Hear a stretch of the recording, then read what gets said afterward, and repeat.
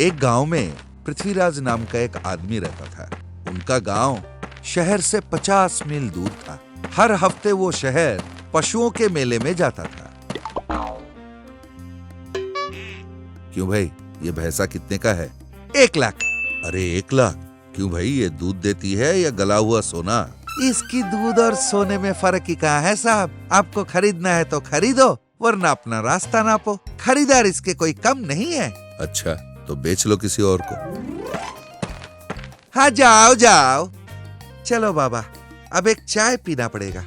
वो आदमी चाय पीने चला गया। उसके जाते ही पृथ्वीराज उस पेड़ के पास पहुंचा। उसने आहिस्ते से भैंसे का रस्सी खोला और उसे लेकर वहां से आराम से निकल गया। फिर उस भैंसे को अपने भैंसों के साथ उसने 10 दिन तक रखा और उसे बेचने का उसने एक पार्टी ढूंढ लिया। हाँ भैया, बताओ कितने में बेचोगे? दिन का 10 लीटर दूध देता है, तुम जो भी घास डालोगे वो खाएगा। ठीक है भाई, अब बताओ दाम कितना है, बता दो। 1 लाख रुपए। अरे 1 लाख रुपए भैया, तुम ही रख लो, मुझे नहीं चाहिए।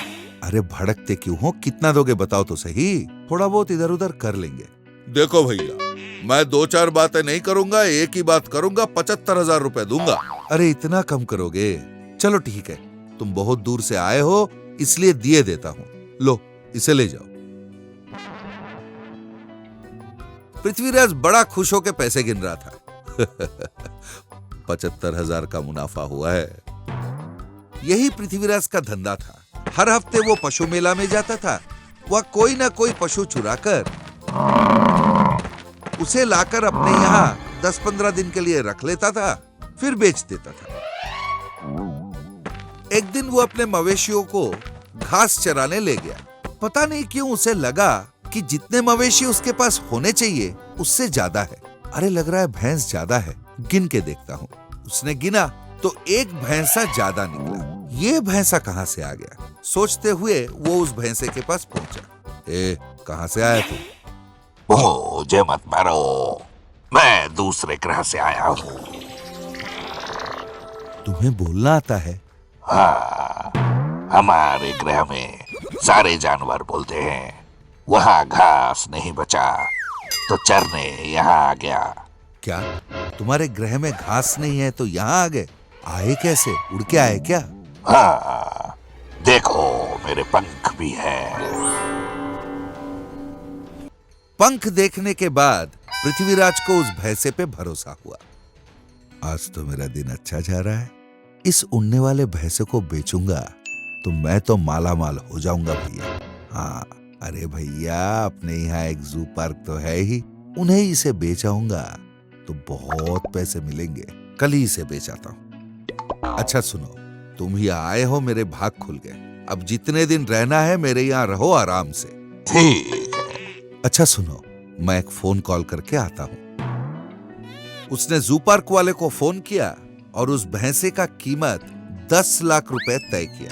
जू पार्क वालों ने कहा कि 4 दिन बाद आके वो भैंसे को ले जाएंगे।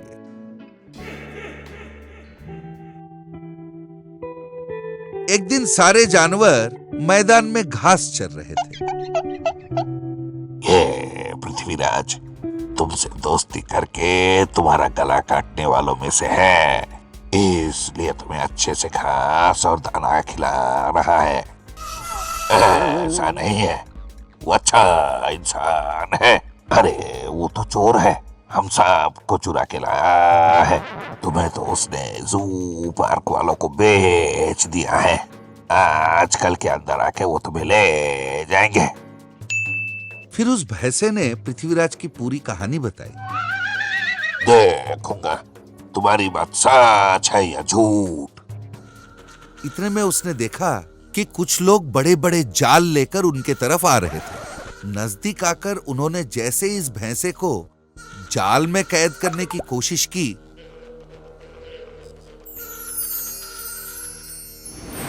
वो बहुत दूर उड़ गया। धत तेरे की, किस तरह के इंसान हो तुम लोग? वो तो उड़ने वाला भैंसा है। मैंने पहले ही कहा था कि उसे बड़ी सावधानी से पकड़ना होगा। सब सत्यानाश कर दिया। अब जाओ यहाँ से। अरे बाबा, कहाँ जाएगा? हमसे जो एडवांस दिया हमको लौटाएगा। अरे बाबा, पैसे कहाँ बचे, खर्चा हो गया। कोई बात नहीं, हम तब तक तुम्हारा घर रख लेगा, अब जाओ। उनके जाने के बाद पृथ्वीराज ने सोचा, अरे जाओ जाओ, मेरे पास इतने भैंसे हैं, उन्हें बेचूंगा तो एक ही दिन में इससे बड़ा घर खड़ा कर लूंगा। ये सोचकर वो पीछे की तरफ मुड़ा, पर उसके सारे भैंसे गायब थे। ये देखकर उसके होश उड़ गए। इतने में वो मैजिकल भैंसा वापस आया। मुझे ठगने की कोशिश की तुमने, इसलिए जो भैंसों को चुरा लाए थे उन्हें वापस अपने घर तक पहुंचा के आया हूं मैं। अब मारो।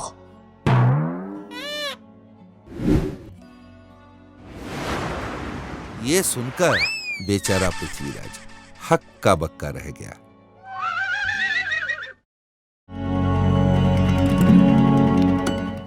एक गांव में मीना नाम की एक लड़की रहती थी।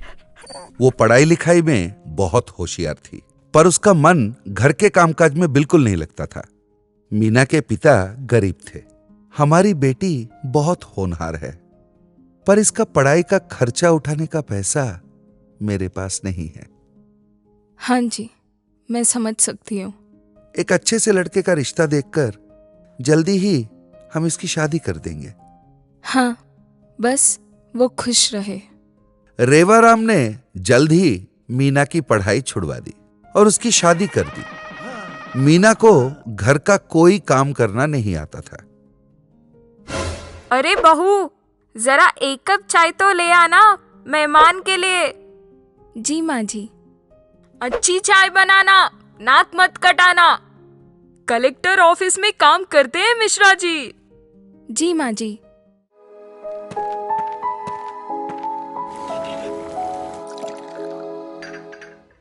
Oh sorry. एक चाय भी ढंग से पिला नहीं सकती किसी को। सिर के कपड़े खराब कर दिए ना। अरे नहीं नहीं माँ जी, मेरा ही गलती से चाय गिर गया। हाँ। मीना दुखी हो गई। मीना पूरा दिन पढ़ाई करती रहती थी। वो बचपन से ही कलेक्टर बनना चाहती थी। उसने अपनी दोस्त के मदद से प्रवेश परीक्षा के किताबें भी मंगवा ली थी।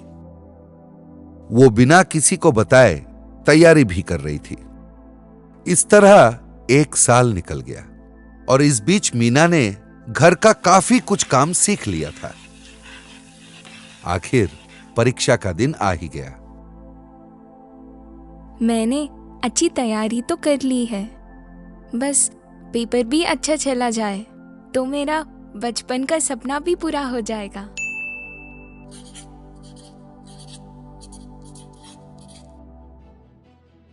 अरे बहू, कहाँ गई थी? कुछ नहीं माँ जी, मेरी एक सहेली के घर गई थी। अच्छा ठीक है, चलो जल्दी से नाश्ता बना लो, सब दुकान से घर आते ही होंगे। जी माँ जी, अभी बनाती हूँ।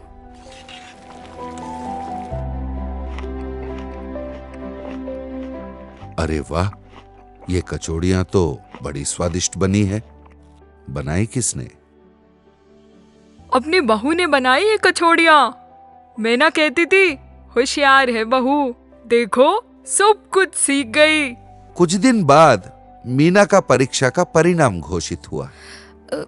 आज तो बहुत डर लग रहा है, पता नहीं क्या हुआ होगा। ए भगवान बचा लेना।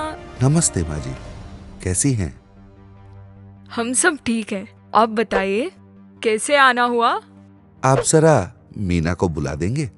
मीना को? हाँ हाँ, क्यों नहीं। मीना बहू, जरा बाहर तो आओ। जी माँ जी। क्या आप जानते हैं, मीना ने गर्व से हम सबका सर ऊंचा कर दिया है। वो कैसे? देखिए, मीना ने आईएएस परीक्षा में टॉप किया है। अखबार में इसका नाम आया है। क्या? शाबाश मेरी प्यारी बहू। माँ जी, मैं तो सिर्फ कलेक्टर ऑफिस में काम करता हूँ, पर मीना तो कलेक्टर बन के इसी ऑफिस में आ सकती है। हम सबको तुम पर गर्व है। Thank you. अच्छा बहू, मुझे माफ कर दे। तुम्हें घर का काम नहीं आता था तो मैं तुम्हें निकम्मा समझती थी। पर तुम तो बहुत होनहार हो। कोई बात नहीं माँ जी। मीना और उसके परिवार वाले अब बहुत खुश थे। मीना अब अफसर जो बन गई थी।